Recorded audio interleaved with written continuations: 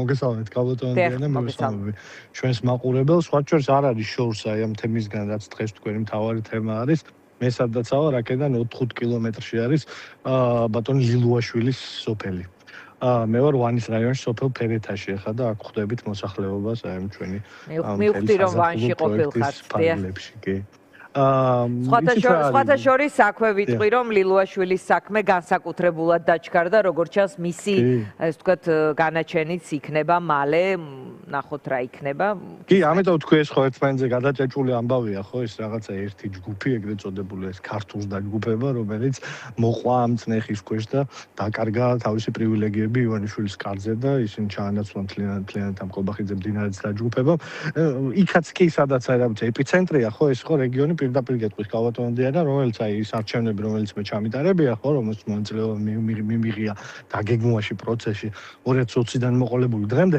არც ერთ არჩევნებში ვანის რაიონში მუნიციპალიტეტში უბრალოდ არ შემოდიოდით ხოლმე იმიტომ რომ ვიცოდით რომ აი ეს რაღაცა ლილუაშვილის ესა რაღაცა გავლენა უშიშროების სამსახურის და ასე შემდეგ აქ ისეთი იყო რომ გარანტირებული იყო 99% რაიმე პროვოკაცია ან ასე შემდეგ აი ერთგვარი ჩაკეტილი რაღაცა თით ხელდადებული საემიროსავით ქონდა ბატონ ლილუაშვილს აქაურობა მაგრამ ხო როგორც საუკეთესო საბჭოთა ტრადიციებში გვანახებს რომ ყველაფერი ესეთი წარმავალია აი ასეთი ძალაუფლება ესეთი რაღაც კლანურ ოლიგარქიული ძალაუფლება დამოკიდებულია ერთ რამეზე დამოკიდებულია იმაზე თუ როგორ განწყობაზე არის ბატონი და ბატონი ამ განწყობაზე დგება სხვადასხვა ძალიან ისეთი ხო არა რაციონალური ხშირად არა სუფთა პოლიტიკური არა სამართლებრივი მიზნებიდან გამომდინარე არამედ იმიდან გამომდინარე ვიზე რას იეჭვიანებს ვინ როგორ არ მოეწონება ეს გარჩევები ეს ძალიან სახასიათო ამბავია რაც ღარიბაშვილის თავს ხდება და პირდაპირ ვიტყვი მივხვდით იმისა რომ ხო თქვენ ძალიან კარგად იცით გაბატონებინა ნულოვანი რაიმე ტიპის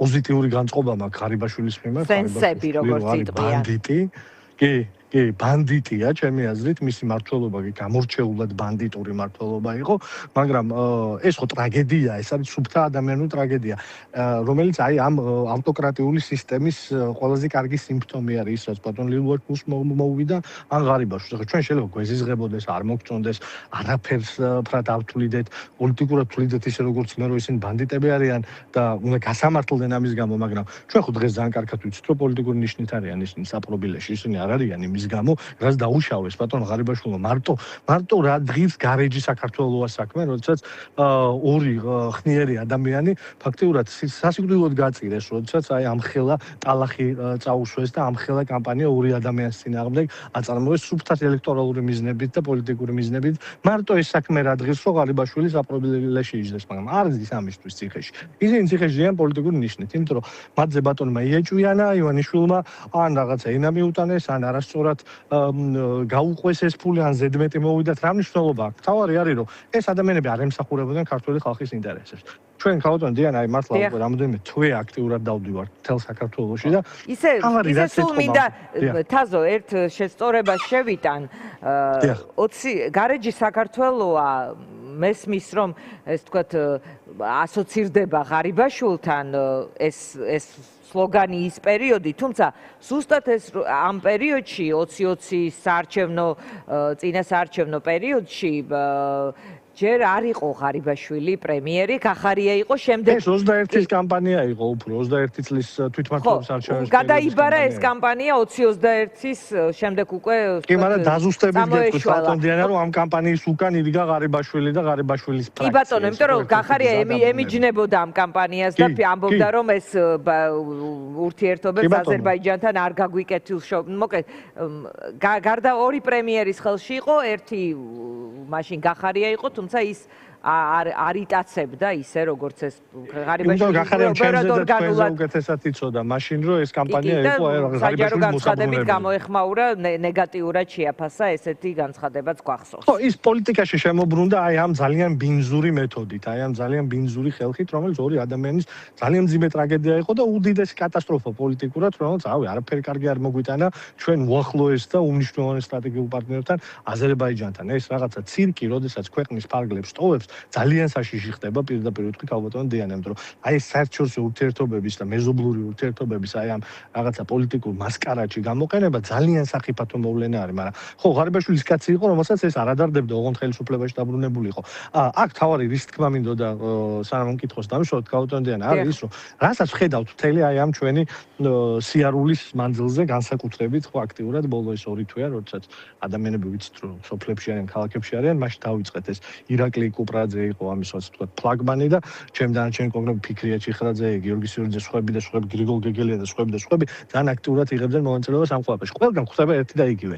განწყობა რომ ამ ადამიანებს არავინ არ ფიქრობს. აი ისიც ხო რაღაცა თუნდაც ანტაგონისტურად განწყობილი ადამიანებს როდესაც ხედავთ ხოლმე რომ არგი რა ჩვენთვის არავინ არ არის. აი ეს ხო უძველესი რაღაცა ქართული პოლიტიკის დამახასიათებელი ამბავი. ეს არის დღეს რეალობა. ამ ადამიანებს არც ერთმა ხელისუფლებამ არ მისცა განცდა, რომ მათ სამსახურშია ვიღაცა. ეს გარჩევებიც ხო ეს არის, ხო? ეს გარჩევებიც არის რაღაცა სადღაც ზევით იქ სადაც ხალხი არ არის, იქ სადაც ხალხის ინტერესები არ არის. სად არის ხალხის ინტერესები? აი ამ პოლიტიკურ ვოდებილებში, რომელიც ეხლა არის გამართული, მაგალითად ფასების ნაწილში. სად არის ხალხის ინტერესი გაძურებული კომუნალური განსახადების ნაწილში? სად არის ხალხის ინტერესი სკოლების ნაწილში და ის რომ აი ეხლა გამოვიარეთ აგერ სხვა ჩვენს ლიულაშვილის სოფელში ძალიან კაი სკოლა ახალი გაკეთებული, მაგრამ მანამდე 3 სოფელი გამოვიარეთ ქალბატონ დიანა. სკოლა არის მდგომარეობაში, რა პირდაპირ ვიტყვი, თავი გეგონებას რაღაც სირიაში, დაბომბილ ტერიტორიაზე. სადაც არავითარ სურვილი არ გაუჩნდება არც ერთ მოსწავლეს, რომ რაიმე ცხოვრებაში მე გზა გაიკვალოს განათლებით. და ამ სკოლაში, რომელიც აი უბრალოდ არ ვიცი, გადავიღებ სურათებს და აუცილებლად გამოგიგზავნით, რომ ნახოთ უბრალოდ ამ სკოლაში, რომელსაც აი არა მინიმალური ინფრასტრუქტურის სტანდარტი არ აქვს დაცული, სექტემბრის თვიდან ფორმები უნდა ჩააცვან.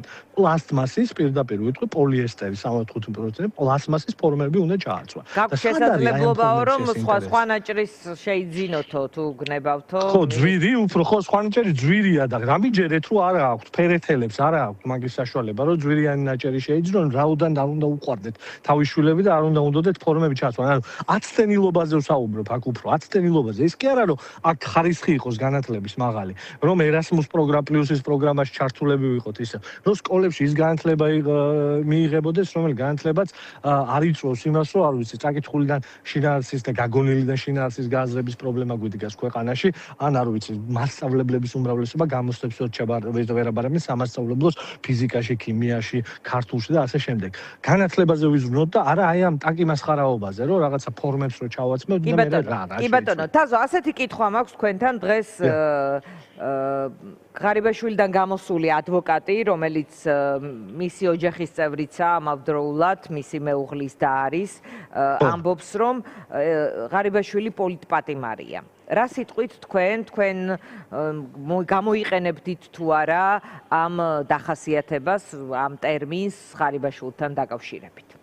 ჩემზე არ არის ეს დამოკიდებული ბოდიში ქალბატონ დიანი, ჩემზე არ არის დამოკიდებული განსაზღვრო ტერმინი, როგორც მე მომინდება და ჩემ პოლიტიკურ გემოვნებაში როგორც ძება, ისე ხო, მაგრამ თქვენ ხომ მთელ რიგ პატიმრებზე ამბობთ, რომ პოლიტიკური პატიმრები არიანო? მოცემულობიდან გამომდინარე, მივდივარ ქალბატონ დიანი, მოცემულობიდან გამომდინარე რა მდგომარეობაში ღარიბაშვილია და ამით დავიწყე, ხო?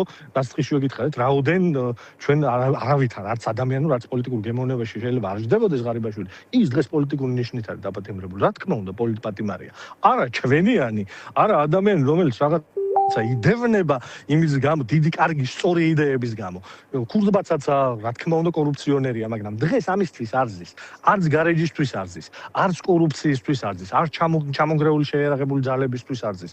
არც იმის თუ დაქვია, ბაგაბაღების ბავშვებისთვის არ ზის აბარისთვის. პოლიტიკური ნიშნით. აი რომ რა ნიშნით, პოლიტიკური ნიშნით. ვთქვათ, სად მოვიდა წინააღმდეგობაში პოლიტიკურ გენერალურ ხაზთან. ამ დეტალებში ვერ შევარ ნამდვილად არ ვიცი. თქვენ როგორ ხედავთ პროცესს? მე ვხედავ მარტივად, ანუ რიდან გამომდინარე ვიძახი, მივხვდით იმის, რომ ვიცი, რომ რაღაცა სოციალურ ქსელებში რაღაც დიდი დისკუსია გაჩაღებული, ვიღაცას თulis, ვიღაცა არ თulis. ანუ მოცემულობა უნდა მივიღოთ, რას ნიშნავს პოლიტიკური პატიმარი და შემდეგ ერგება თუ არა აი ეს რაღაცა დეფინიცია კონკრეტულ ადამიანებს და ლიულაშვილსაც ერგება და ღარიბაშვილსაც ერგება. ანუ შეხედეთ, არასებული სასამართლოს პირობებში წიდან უცებ იწყება მათი წნეხი, ეს წნეხი ხდება რაღაცა ისეთ ვადებში, რა ვადებში არასდროს მურუსის სასამართლოს არაფერი არ გაუკეთებია. ადამიანია და ამ ადამიანებს აგდებენ ციხეში, აშორებენ პოლიტიკურ ცხოვრებას, მართავენ მასკარადებს, ისინი დაიჭირეს თავის ოქროს ზოდებით, ყველაფრით, ოღონდ არ ამბობენ რა არის, ანუ კარგად კონსტრუირებული, აშენებული კამპანიური დაპატიმრებები არის და თავარი რაც არის, ეს ყველაფერი ხდება იმიტომ, რომ ისინი აღარ არიან მისაღები პერსონები ბატონის კარზე. ეს ვიცით ხო, ღარიბაშვილზე და ლილუაშვილზე, თქვა რომ აი ესენი გაწირეთ და აი ამ მეორე გუნდმა გაწირა და ბოლომდე იმუშავა. ანუ მოგწონს თუ არ მოგწონს ეს ხალხი, ისინი არიან დღეს პოლიტიკური ნიშნით დაპატიმრებულები. მე იმ საქართველოში, რომელსაც ძლიერი საქართველო აშენებს და რომელიც აუცილებლად დადგება ძალიან მალე ამ ქვეყანაში სხვა პარტიებთან ერთადაც ცივილიზებულ დასავლური ტიპის სახელმწიფოში, სადაც სასამართლო თავისუფალია, სადაც არ ვიცი, ნაფისმსაჯულებით სასამართლოა ან მათ გარეშეა, მაგრამ თავისუფალია. ეს სასამართლო ამ თავისუფალმა სასამართლომ უნდა გაასამართლოს და მე 100%-ით ვარ დარწმუნებული, რომ უამრავი დანაშაული ამოვა კორუფციული ამ ადამიანებზეც მათ შორის და ისინი ამისათვის შესაბამის სწორ სამართლიან სასჯელს მოიხდიან და უნდა მოიხადონ, მაგრამ დღეს მურუსიძის სასამართლოს პირობებში და აი მთელი აი ამ მასკარადით აი ეს ჩანს. მარტივი კითხვა მაქვს და ერთ-ერთი თქვენ მკითხეთ ხო რა გაძლევთ ამის საშუალებაზე და აი ძალიან დიდი იმაში რო არ წავიდე ახსნაში. ბოლო ამბავი ავიღოთ. საიდან იცოდა ღარიბაშვილმა, რომელთვისაც ბრალი არ იყო წაყენებული, ამ ამბავზე არც დაკითხული იყო, არც სასამართლო პროცესი, არც განჩინება, არაფერი, საიდან იცოდა, რომ ახალ ბრალს წაუყენებდნენ კორუფციაზე? საიდან იცოდა? ხო? იცოდა იქიდან, რომ აი ეს რაღაცა კლანური გარჩევები, შეთულები, შემოთვლები, აი ეს იყო რეალობა. ამიტომ ხო აი ეს ერთ-ერთი მაგალითია, რომ ხო იცი რა, მოდი ახლა ამას დაგიმატებ. შენ ეს აღიარე, გაგანეიტრალებ. აი ეს რაღაცა ვოდებილები, მართლა საშინელება და ამის პარალელურად მიდის ცხოვრება. აი ადგილას ვიმყოფებ, სადაც გზა არ არის. ეხლა მეუბნებოდნენ ჩემი აქაური მეგობრები, რომ გზა მოვითხოვეთო და ყოველ წელს პირდებიან, რომ მომავალი წლის ბიუჯეტში იქნებაო და გზის ადგილას არის უბრალოდ გაყვალული, მანქანებით გაყვალული ადგილი. და აი ეს მიდის წლებია, 10 წლეულებია უკვე ეს ხდება. ცხოვრებამ ჩაიარა და უკან მივდივართ, ხო, რაღაცა პროგრესი რაც მაგალითად ევროკავშირთან ურთიერთობაში ვქონდა და ჩვენი შვილების მომავალი შეიძლება უკეთესი ყოფილიყო, ეს ყველაფერი აქეთ პირიქით შემოbrunდა და დღეს ვლაპარაკობთ გიორგიევსკის ტრაქტატზე. და რა ვიცი, ვარჩევთ, კარგი იყო თუ ცუდი იყო.